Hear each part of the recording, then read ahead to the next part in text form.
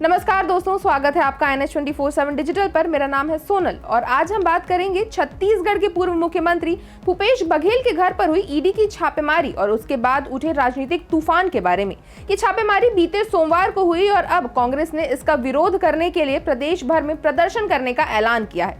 तो आइए जानते हैं क्या है इस पूरी घटना का माजरा और क्यों कांग्रेस इस कार्रवाई को राजनीतिक साजिश मान रही है।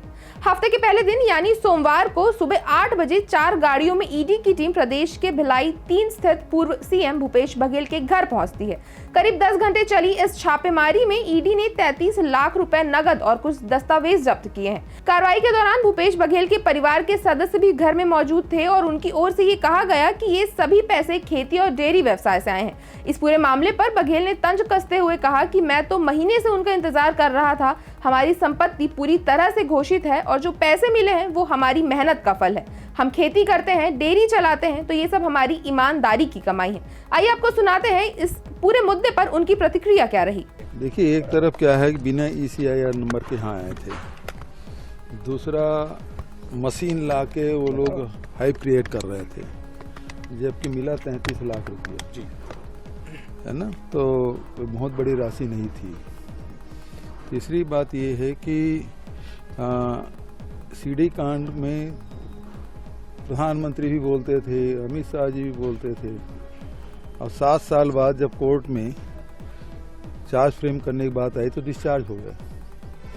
तो ये कुल मिला के ये है 3 साल हो गया, 3 साल से 4 साल हो गया 21 की घटना, और अभी तक ये लोग जांच नहीं कर पाए हैं। तो कुल मिला के ये है कि बदनाम करना है। अब जब न्यायालय में खड़ा होगा तो यही होगा जैसे सीडी कांड का हुआ, डिस्चार्ज कर दिया, बदनाम करो। इनके पास और कुछ है ही नहीं। लेकिन बघेल के घर पर ईडी की कार्रवाई के बाद कांग्रेस ने इसका विरोध करना शुरू कर दिया है। पार्टी ने ऐलान किया है कि वो पूरे प्रदेश में ईडी और भाजपा के खिलाफ विरोध प्रदर्शन करेगी। कांग्रेस कार्यकर्ताओं का कहना है कि ये कार्रवाई सिर्फ राजनीति से प्रेरित है और पूर्व मुख्यमंत्री बघेल को निशाना बनाने के लिए ईडी का दुरुपयोग किया जा रहा है। कांग्रेस का आरोप है कि इस कार्रवाई का मकसद बघेल और उनकी पार्टी को दबाना है ताकि सवाल उठाने वालों को चुप करवा दिया जाए।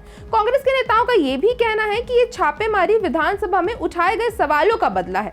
इसी बीच ईडी की छापेमारी के दौरान भिलाई में कांग्रेस कार्यकर्ताओं ने विरोध प्रदर्शन किया। कांग्रेस के अनुसार प्रदेश के गृह मंत्री और भाजपा के नेताओं को जवाब नहीं मिल रहा है तो वे ईडी का इस्तेमाल करके विपक्षी नेताओं को परेशान करने की कोशिश कर रहे हैं। लेकिन ये मामला यहीं खत्म नहीं हुआ। छापेमारी के बाद ईडी के अधिकारियों ने भिलाई थाने पहुंचकर पथराव की शिकायत दर्ज कराई है।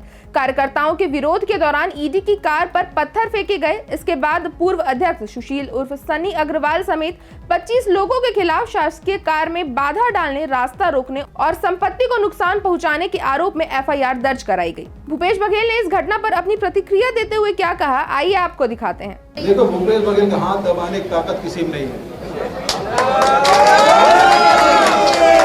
भूपेश बघेल मौत से नहीं डरता, न चुनाव लड़ने से डरता, न मरने से डरता। मुझे कोई क्या डराएगा, समझे ना।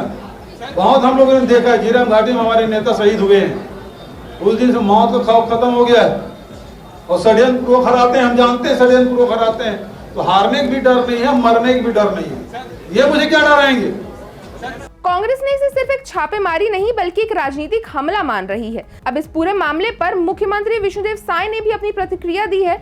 उन्होंने कहा कि सभी जानते हैं कांग्रेस की सरकार में कई घोटाले हुए थे। इसकी जांच केंद्रीय एजेंसी कर रही है, ईडी की जांच चल रही है और इसमें प्रदेश का कोई दखल नहीं है। आइए आपको सुनाते हैं इस पर सीएम का क्या कहना है। देखिए, सबको मालूम है कांग्रेस की जो सरकार थी 5 साल की, उसमें तरह तरह के स्कैम हुए, घोटाले हुए, और उसकी जांच सेंट्रल एजेंसियां कर रही हैं और कई लोग जेल के अंदर भी हैं, कई लोग जेल जाने की तैयारी में भी हैं। तो उसी निमित्त ईडी की जांच हो रही है और इसमें प्रदेश का कोई दखल नहीं है का जिस तरह से आरोप की दुर्भावनाओं से हो रहा है, ये सेंट्रल एजेंसी जांच कर रही है। आप भी अंदाज़ा लगा सकते हैं कि ईडी सेंट्रल एजेंसी है, उसमें प्रदेश का कोई लेना देना उससे नहीं। वहीं भाजपा का कहना है कि ये जांच पूरी तरह से कानून के तहत हो रही है और इसमें कोई राजनीति नहीं है। भाजपा ने इस कार्रवाई को सही ठहराया है और उनका कहना है कि जो भी गलत होगा वो सामने आएगा। इस पूरी जांच में बहुत सारे सवाल खड़े हो गए हैं। कांग्रेस का कहना है कि ईडी का इस्तेमाल विपक्ष को दबाने के लिए किया जा रहा है या ये सिर्फ एक सामान्य जांच प्रक्रिया है। आप क्या सोचते हैं हमें कमेंट में जरूर बताएं। अगर आपको ये वीडियो अच्छी लगी हो तो इसे लाइक करें और चैनल को सब्सक्राइब करना ना भूलें।